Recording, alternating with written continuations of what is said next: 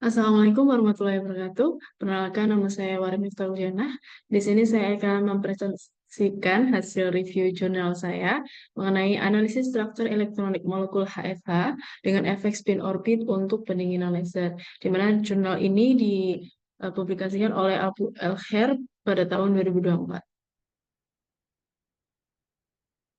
Penelitian ini akan dibagi menjadi beberapa bagian utama. Yang pertama yaitu adalah pendahuluan yang berisi mengenai latar belakang dan tujuan dari penelitian ini. Yang kedua itu adalah metodologi atau pendekatan yang digunakan dalam penelitian ini. Yang ketiga itu adalah hasil dari penelitian ini. Yang keempat adalah signifikansi dan implikasi yang diperoleh. Dan yang terakhir yaitu adalah kesimpulan. Kita mulai saja untuk pendahuluannya. Eh, Molekul ultradingin adalah molekul yang didinginkan hingga suhu yang sangat rendah, mendekati nol absolut atau 0 Kelvin. Pada keadaan tersebut, pergerakan termal hampir berhenti dan menunjukkan perilaku kuantum yang unik. Molekul ultradingin memiliki berbagai potensi di bidang sains fundamental, dan ini membuka peluang baru untuk pengembangan teknologi berbasis kuantum. Oleh sebab itu, penelitian mengenai produksi dan pengendalian molekul ultradingin dalam fase gas ini menjadi bidang yang sangat menarik bagi banyak peneliti. Beberapa penelitian sebelumnya yang telah dilakukan mengenai molekul HFA ini, itu yang pertama pada tahun 1995, di mana Chertin dan Andrews itu mengukur konstanta spektroskopik dasar, yaitu Re dan juga omega E-nya, menggunakan metode CASSCF, di mana penelitian ini memberikan data ikatan molekul HFA awal. Dan pada tahun yang sama, yaitu Whitburn dan Wahlgren, yaitu memperluas analisis sifat teoritis molekul ini dengan menghitung energi eksitasi, energi ikatan, dan jarak ikatan HFA menggunakan pendekatan ECP. Nah, pada tahun 2002, itu ada Koseki et al. Itu memodelkan kurva energi disosiasi untuk molekul HFA dan menyelidiki efek spin orbit coupling, energi disosiasi, serta parameter rotasi dan waktu. Nah, penelitian terbaru itu pada tahun 2018, Lee et al. Menunjukkan bahwa molekul hibrid logam transisi termasuk HFH ini memiliki potensi yang sangat kuat untuk pendinginan laser karena transisi optiknya yang sangat sesuai. Sehingga penelitian sebelum-sebelumnya itu telah mengungkap parameter spektroskopik, sifat ikatan, dan efek spin orbit coupling pada molekul HFA. Namun, implementasi langsung HFA ini untuk eksperimen pendinginan laser itu belum dilakukan. Sehingga penelitian ini bertujuan untuk mengevaluasi kelayakan HFA sebagai kandidat pendinginan laser dengan menganalisis transisi optik dan pengaruh efek spin orbit couplingnya. Nah, untuk mengetahui molekul kelayakan HFA ini, maka dilakukan pendekatan komputasi yang digunakan. Yang pertama, itu untuk metode komputasinya itu CASSCF itu digunakan sebagai inisiasi ruang aktif molekul dan MRCL plus Q ini digunakan untuk akurasi energi potensial dan deskripsi struktur elektronik. Dan dibantu juga dengan perangkat lunak atau softwarenya, itu Molpro digunakan untuk perhitungan komputasi dan visualisasi digunakan KB Edit-nya. Dan untuk pemodelan molekul HFH, itu basis set atom hafniumnya itu adalah CCPV5ZPP, dan basis set atom hidrogennya adalah CCPV5Z. Dan untuk menyederhanakan perhitungan digunakan pseudopotensial ECP60 MDF. Nah, simetri molekul yang digunakan itu adalah grup titik simetri C2V. Dan untuk menangkap interaksi spin orbit dan perilaku elektron molekulnya, eh, digunakan distribusi orbital. Nah, hasil yang didapatkan dari penelitian ini itu terdapat berbagai macam. Yang pertama itu adalah kurva energi potensialnya dan parameter spektroskopik. Untuk molekul ini itu ditinjau pada saat tanpa efek spin orbit coupling dan juga dengan efek spin orbit coupling. Untuk yang pertama, tanpa efek spin orbit coupling, kurva energi potensial yang didapatkan untuk N16 keadaan elektronik terendah itu dilihat pada gambar ini, di mana pada keadaan dasarnya didapatkan molekul HFA ini adalah X2 lambda yang terlihat pada garis ini. Jadi Kedalaman potensial yang signifikan dalam kurva ini juga menunjukkan bahwa dominasi gaya tarik kolom itu lebih kuat dibandingkan dengan gaya tolak antar molekulnya. Nah, grafik ini diplot dari jarak internukleer dari 1 hingga 6,1 angstrom. Nah, energi pemisahan di R6,1 angstrom jika dibandingkan dengan data eksperimen di NIST itu memiliki perbedaan di mana pada saluran disosiasi kedua itu energi yang didapatkan pada penelitian ini adalah 3.471 di mana energi eksperimental dari NIST ini adalah 2.895 sehingga kesalahan relatif yang eh, didapatkan adalah 16,6%. Dan pada saluran disosiasi ketiga itu energi teoretiknya pada penelitian ini adalah 4.707. Sedangkan pada energi eksperimentalnya dari NIST itu adalah 5.025. Sehingga kesalahan relatif errornya itu adalah 6,8%. Nah, penyebab perbedaan ini kemungkinan besar disebabkan oleh keterbatasan basis set yang digunakan, di mana pada penelitian ini hanya memperhitungkan elektron di luar 60 elektron inti pada atom atom hafnium. Nah, parameter spektroskopi pada efek spin orbit coupling itu dihitung eh, dengan metode fitting polinomial di sekitar posisi kesetimbangan Re. Jadi parameternya yang didapatkan itu adalah energi transisi elektronik, yaitu adalah Te, jarak kesetimbangan, yaitu adalah Re, dan frekuensi vibrasi itu adalah omega E, dan energi disosiasi atau De. Nah, hasil yang didapatkan parameter spektroskopinya itu cukup sesuai dengan literatur, dengan kesalahan relatif untuk Re itu dari 0,1 hingga 4,4%, dan untuk omega E-nya 0,7 hingga 7,8% dan DE 1,5 hingga 16,1%. Perbedaan ini itu disebabkan kemungkinan besar oleh variasi basis set yang digunakan. Nah, sekarang kita beranjak untuk pada efek spin orbit coupling. Nah, efek spin orbit coupling pada molekul HFA ini secara signifikan mempengaruhi pembagian energi elektronik dan parameter spektroskopinya. Efek spin orbit coupling itu memecah 16 keadaan elektronik molekul HFA yang tadi tanpa spin orbit coupling itu menjadi 32 keadaan elektronik dalam representasi omega. Pada kurva energi potensial ini dilihat pada gambar ini itu keadaan dasarnya molekul HF ini tetap berada di energi elektronik terendah X dan dalam keadaan doplet setengah dan momentum orbitalnya 2. Tuh, jadi tetap berada di X2 lambda 3/2.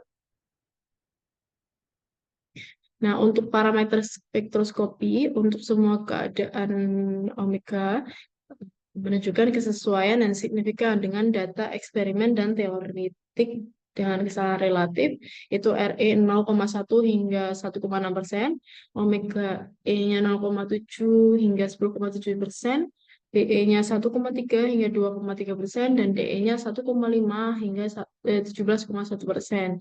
Nah, efek SOC atau spin orbit coupling ini menyebabkan pergeseran yang signifikan pada energi transisi di mana pada ini itu akan meningkat seiring dengan nilai kuantum lambda. Jadi di sini itu TE-nya itu 0 dan ini pada kenaikan nilai kuantumnya akan um, meningkat gitu. Jadi efek SOC ini menyebabkan pergeseran yang signifikan. Nah, untuk penelitian ini pertama kalinya menyajikan 20 keadaan eksitasi tinggi dengan pengaruh spin orbit coupling. Nah, Eh, besaran yang kedua itu adalah momen dipol permanen dan karakter ionik. Nah, untuk momen dipol permanen, nilai PDM itu dihitung untuk keadaan elektronik terendah molekul HFH, baik dengan efek spin orbit coupling maupun tanpa spin orbit coupling. Transfer muatan dari atom HF ke H itu menghasilkan polaritas terbalik, di mana hal ini dibuktikan nilai momen dipol permanennya itu negatif. Nah, pada jarak internuklir pendek, keadaan dasar X2 lambda 3 per 2, itu nilai PDM maksimum mu-nya itu 1,32 atom unit atau AU. Nah, pada nilai ini itu pada jarak R sama dengan 3,06 angstrom. Nah, pada jarak internuklir yang lebih besar, nilai PDM-nya itu mendekati 0. Hal ini menandakan bahwa karakter kovalen polar itu pada batas disosiasi molekul HFA. Dan besaran kedua itu adalah karakter ionik. Presentasi karakter ionik yang dihitung pada penelitian ini itu berkisar antara 2,3% hingga 36,5%. Hal ini menunjukkan bahwa sebagian besar keadaan molekul HFH itu memiliki karakter ionik yang lemah. Nah, demikian sifat ikatan molekul HFH lebih didominasi oleh karakter kovalen polar dengan kontribusi ionik yang relatif kecil. Besaran yang ketiga itu adalah perhitungan row vibrasional. Perhitungan row vibrasional ini menggunakan pendekatan canonical function dan interpolasi spline kubik pada kurva PEC. Konstanta row vibrasi yang dihitung itu jika dibandingkan dengan data eksperimental oleh Ram dan Bernard menunjukkan kesesuaian dengan kesalahan relatif. Untuk TV, itu konstanta energi kinetik vibrasinya 10,3 hingga 11,6%. Untuk BV, konstanta rotasinya itu 0,1 hingga 2,3%.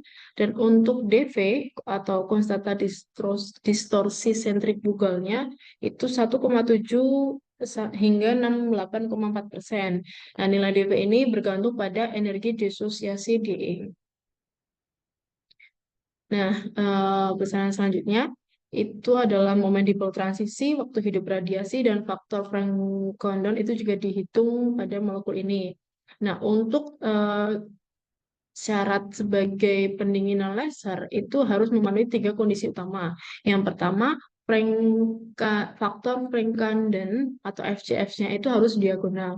Yang kedua, waktu hidup radiasi atau taunya itu harus pendek, di mana berkisar di nilai 10 pangkat min 8 hingga 10 pangkat min 5 second. Lalu kondisi yang ketiga itu adalah ketiadaan keadaan elektronik perantara yang signifikan. Nah, jadi pada penelitian ini akan eh, dicari pada 3 kondisi utama untuk molekul HFH-nya. Untuk syarat yang pertama itu adalah faktor Frank-Condon itu harus diagonal.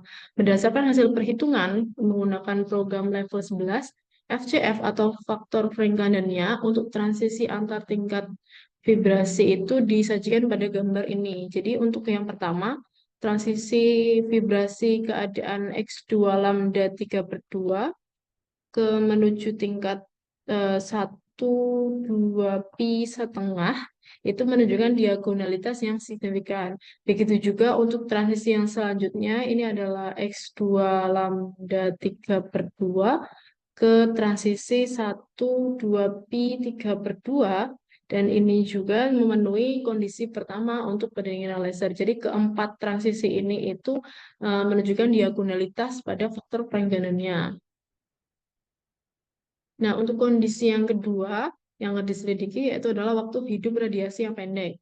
Nah, pada transisi X2 lambda 3 per 2 menuju tingkat elektronik 1, 2 pi 1 per 2 itu memiliki waktu hidup radiasi 2,03 milisecond hingga 2,19 milisecond. Dan di mana waktu hidup radiasi ini itu melebihi batas eksperimen. Oleh karena itu, transisi ini tidak memenuhi untuk kondisi yang kedua tadi. Nah, pada transisi yang X2 lambda 3 per 2 menuju 1, 2 pi 3 per 2 juga tidak memenuhi kondisi. Karena waktu hidup radiasinya itu berkisar di nilai 0,48 milisecond hingga 0,66 milisecond.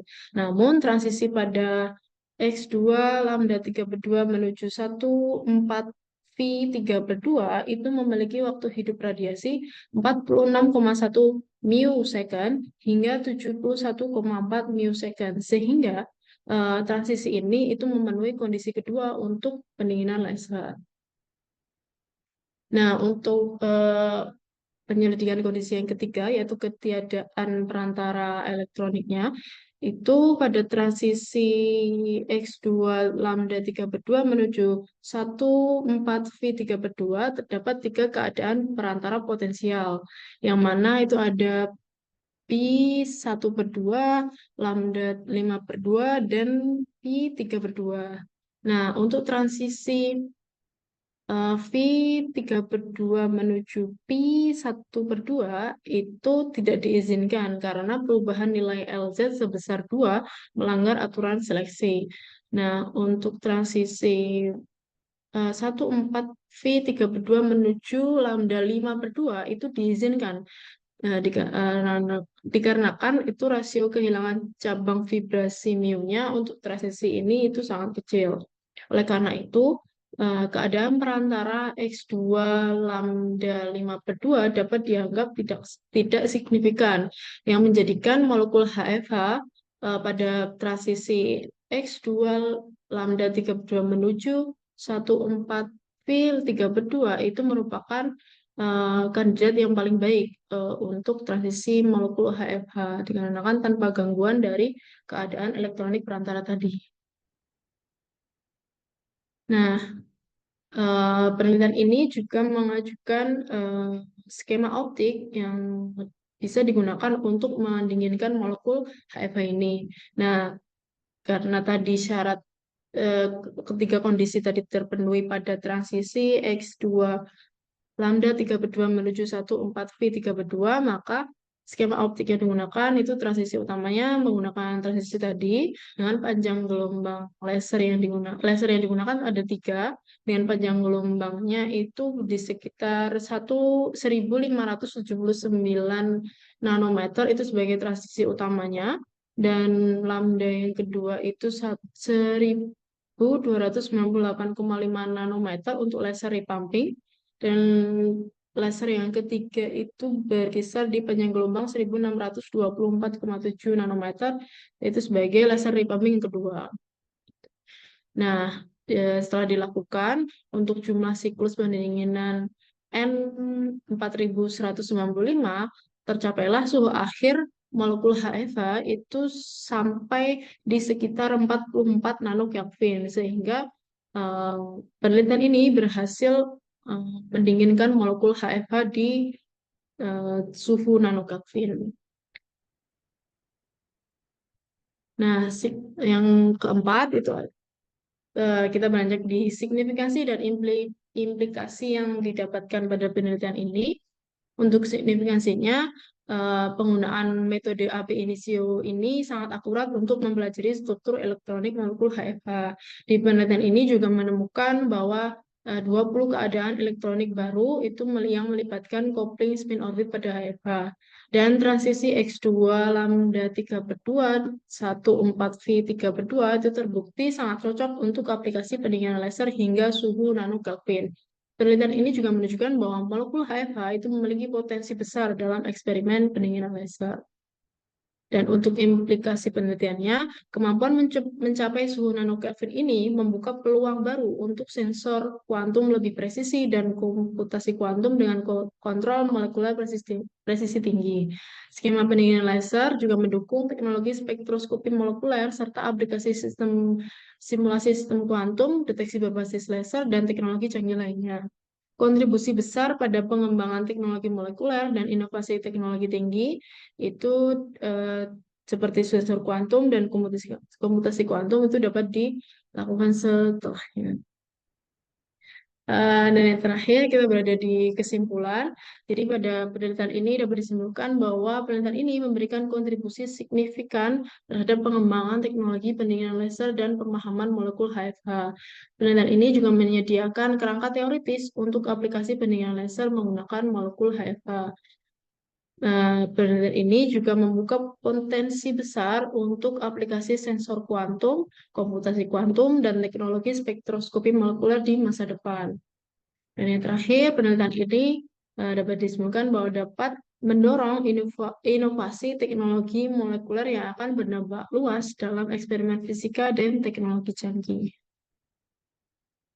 Nah, demikian presentasi saya mengenai review jurnal ini. Terima kasih. Jika ada kurang lebihnya saya mohon maaf. Wassalamualaikum warahmatullahi wabarakatuh.